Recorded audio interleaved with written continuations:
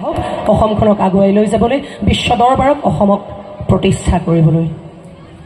সংলাপ এটা কওঁ নহয় এতিয়া যিহেতু মূলা গাভৰু নাটকখন 2019-20 বৰ্ষত কৰিছিলোঁ সেই চৰিত্ৰটো আচলতে কৰিবলৈ যাওঁতে এটা যেন বেলেগ জীৱন পাইছিলোঁ যেন কাৰণ সেই চৰিত্ৰটোৰ এনে কিছু শক্তি অনুভৱ কৰিছিলোঁ সংলাপৰ যোগেদি যেতিয়া তুৰ্বক খানে আহি মূলা গাভৰু আৰু তেওঁৰ স্বামী তেওঁলোকৰ আগত